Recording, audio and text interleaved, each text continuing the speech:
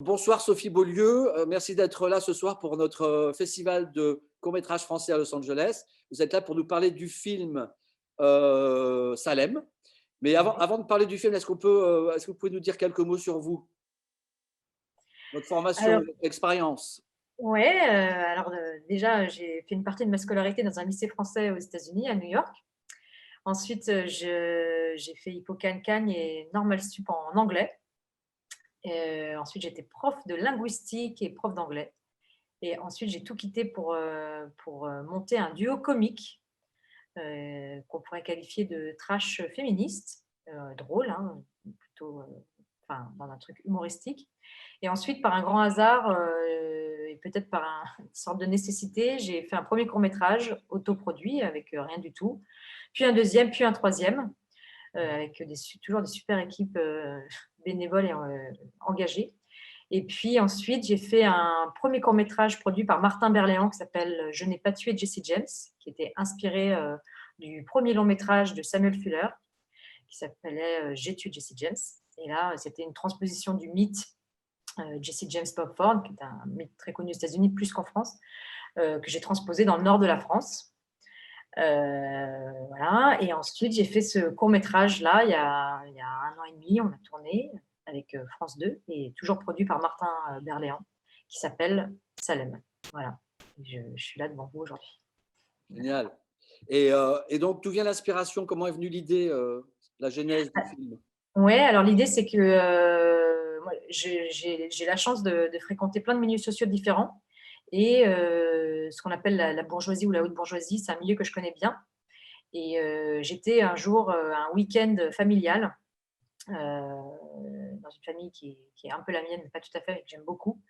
Et il y a eu pendant ce week-end, parce que j'ai souvent l'inspiration d'un projet de film qui voit le jour ou pas dans un lieu.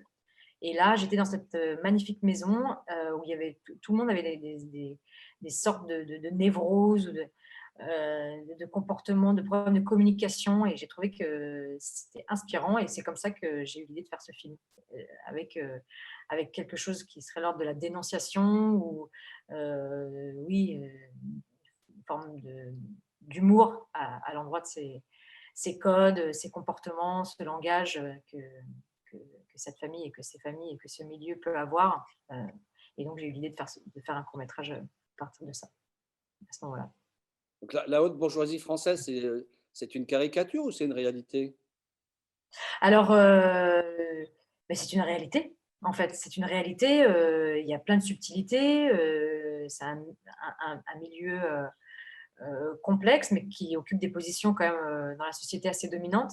Donc c'est intéressant de voir que c'est un milieu qui est très fort pour, reproduire les schémas, ce qu'on appelle dans ce milieu les valeurs, très fort pour les reproduire. Et du coup, parfois on se rend compte à quel point ça peut être, synonyme de conservatisme et d'immobilisme, notamment dans tout ce qui est, rapport hommes et femmes.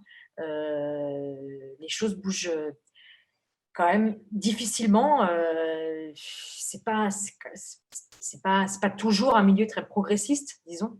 Et les hommes et les femmes adhèrent à ce système de valeurs. Les deux, je veux dire, les deux sont concernés. Et puis, de temps en temps, il peut y avoir une personne qui arrive, ce qu'on appelle vulgairement une pièce rapportée, et qui correspond pas à ces codes-là, qui fait pas tout à fait comme on voudrait que cette personne fasse, etc. Et donc, c'est ça que je trouvais intéressant, c'est un petit décalage qui fait que cette personne va jeter un pavé dans la mare et faire en sorte qu'il y ait une forme de doute qui s'installe, une petite remise en question, petite, hein, mais quand même qui est le début de quelque chose. C'est ça l'idée du film. Donc la folie douce, les valeurs, la position des femmes, on peut dire que le film est, sur l'émancipation, sur la révolte? Ouais, parce que je voulais faire un film, j'allais dire empreint ce qu'on pourrait appeler de surréalisme. On ne sait jamais à quel moment on passe à côté de la réalité, mais c'est des choses qu'on peut vivre dans la vie, hein. À un moment, on se dit, mais c'est complètement surréaliste, est-ce que je suis en train de vivre, entendre ou quoi.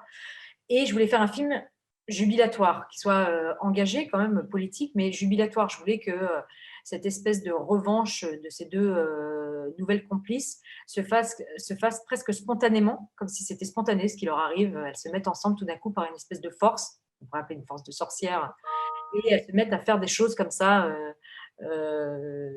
qui font du bien, quoi. Souvent, c'est vrai, dans ces week-ends-là, les hommes parlent beaucoup, c'est eux qui ont le monopole de l'humour, ils parlent de sport, ils parlent de jouer au tennis. Les femmes sont là, elles sont très efficaces, tout est millimétré, il faut que le week-end se passe super bien, que la nourriture soit bien. Voilà, et du coup, je voulais qu'il y ait cette idée un peu de prise de liberté comme ça, spontanée, qui ne soit pas une révolution, c'est pas radical ce qu'elles font, mais l'idée comment on dit, d'instiller un doute, ouais, tout d'un coup, ouais, tout d'un coup de pouvoir mettre un peu de désordre. Et l'idée, c'est de donner matière à réfléchir à ces sujets-là. Ouais, c'est plus qu'un pavé dans la mare quand même, le tennis, là, c'est vrai que c'est Ouais, alors le une tennis, ça sort tout d'un inspiration coup de la sorcière. réalité. Ouais. Bien sûr, mais après, à la fin du film, par exemple, ils se remettent à table, puisque tout est rythmé par les repas, c'est très important, les repas, ils se remettent à table et ils s'accrochent. On a la même scène à la fin dans le salon avec les protagonistes masculins et Agathe Bonitzer. C'est la même scène exactement qu'au début, sauf que le salon vient de subir une partie de tennis et que les hommes, ça aussi c'est pas très réaliste, mais c'est fait exprès, c'est drôle. Les hommes croient qu'il y a eu un cambriolage. Elle est habillée en tenue de tennis et à la fin, le patriarche, Éric Guérin, dit bon, n'en parlons plus. Et c'est souvent le cas. On essaie le scandale, c'est le scandale. Donc, on essaie d'aplanir le jeu, on se raccroche à ce qu'on sait faire, c'est-à-dire ne pas parler de choses très profondes, ne pas parler de nos problèmes. Au début du film, il y en a un qui dit tu ne veux pas passer un entretien, parce qu'il y en a qui n'arrivent pas à s'en sortir dans la société, puis personne ne répond, il ne répond pas. Et du coup, à la fin, voilà, ce qui se passe, c'est qu'il dit on n'en parle plus, hein, on revient comme avant, surtout revenons comme avant. Et puis il y a ces enfants qui sont en culotte blanche, proches l'un de l'autre, dans un truc un peu non genré, qui regardent par la fenêtre, qui voient ce chien prendre sa liberté. Et c'est là où est le message d'espoir, c'est que peut-être que voilà, ce doute-là, en tout cas, il va pouvoir se répercuter sur les générations futures. C'était l'idée, le message d'espoir à travers les enfants. Très intéressant. Et vous avez fait le choix des acteurs comment? Comment alors, pour les actrices principales, ça a été plusieurs rencontres, voilà. Aurélia Petit, ça a vraiment été une très, très belle rencontre que je l'ai rencontrée grâce à Agathe Bonitzer. On avait pensé à Agathe, très vite, avec, Martin Berléand. Elle a accepté, c'est un univers qui lui parle, je la connais assez bien, ça lui parle, et c'est elle qui nous a présenté Aurélia Petit. Et Aurélia Petit, elle était dans quelque chose de très subtil et très, très juste. Et pour le reste, parce que c'est une grande famille, en plus, sur un projet comme ça, un court-métrage, on a très peu de temps de tournage et tout. J'ai un ami producteur, Nicolas, qui m'avait dit tu devrais contacter une troupe de théâtre, c'est-à-dire des gens qui se connaissent déjà. Parce que comme tu vas pas avoir beaucoup de temps de préparation et que c'est un repas où les gens sont censés se connaître, même s'ils ont des modes de communication un peu détachés les uns des autres, en tout cas, ils vont se connaître et il va y avoir tout un travail qui sera déjà fait. Et comme je connaissais ce collectif qui s'appelle le Grand Cerf Bleu, à travers une de mes amies qui joue dans le film, qui s'appelle Juliette Prier, et grâce à elle, j'ai pu les rencontrer et leur proposer le projet. Voilà. Et ensuite, Grégoire Tachnakian, qui est celui qui, à la fin, devient un peu foufou, qui a une vision de sorcière. Lui, c'est un acteur que je connais parce que j'ai déjà vu jouer dans plusieurs films et qu'il me paraissait bien. Tout comme Jean-Pierre, le monsieur plus âgé. Mais sinon, le reste, c'est un groupe qui se connaît. Et puis les enfants, ben, c'est mes petits neveux et nièces, et mon fils. Voilà. D'accord. Et le film a été sélectionné dans d'autres festivals? Alors, on a eu une autre sélection qui était très importante pour moi, parce que j'adore ce festival, qui est Côté Court à Pantin, en panorama. Donc ça, c'était super. Ensuite, on a un festival en Corse. Je ne crois pas qu'on pourra y aller, malheureusement. Et puis Clermont-Ferrand. Donc ça, c'était la bonne nouvelle. On a commencé à lancer les inscriptions en festival il y a, ouais, en juin, pas tellement avant, parce qu'on a eu tout ce confinement. Donc voilà, là, ça commence. J'espère que ça va continuer. Et là, il y a Los Angeles avec vous, trop bien. C'est une J'aimerais première aux bien être à États-Unis? Los Angeles. Comment? C'est une première aux États-Unis? Ah oui, ouais, tout à fait. Ouais. Et d'ailleurs, le film que j'avais fait avant, qui est un film américain, il n'est pas tellement là aux États-Unis, à part un super festival qui était le festival, peut-être que vous le connaissez, qui est le festival de Richmond. Oui, j'en ai Euh, entendu parler. ouais, ils font un festival. Là, on était allés, c'était super. Et sinon, il était allé à Toronto, à TIFF, à Toronto. Mais là, oui, c'est pour Salem, c'est la première américaine. Très bien. Merci d'avoir sélectionné mon film, d'ailleurs. Avec plaisir. C'était vraiment, tellement pris de plaisir à regarder ce film. Ah, ça me fait plaisir. Ouais. Parce que parfois, c'est un univers particulier.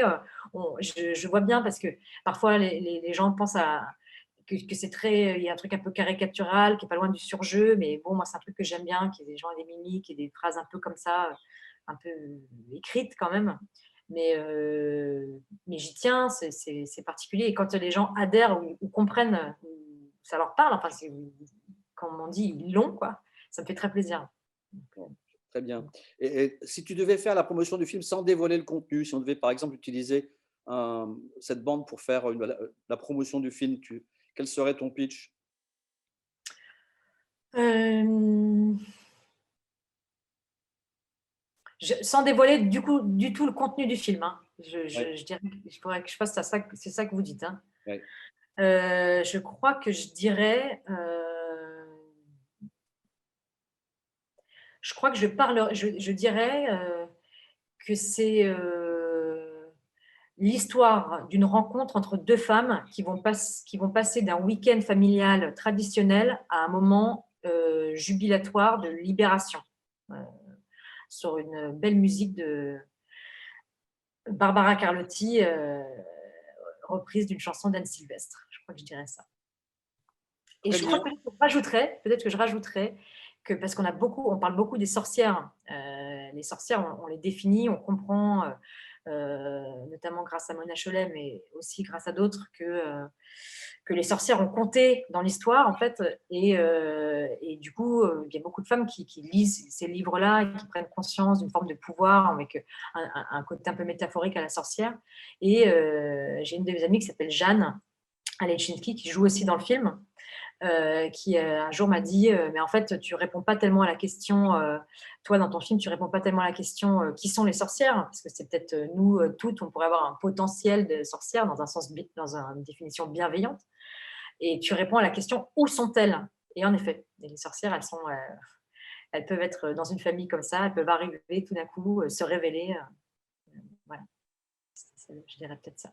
Ouais, très bien. Bah, écoute, merci encore, Sophie, d'avoir pris le temps de cette conversation. Bah, merci Pierre de m'avoir interviewé, trop sympa.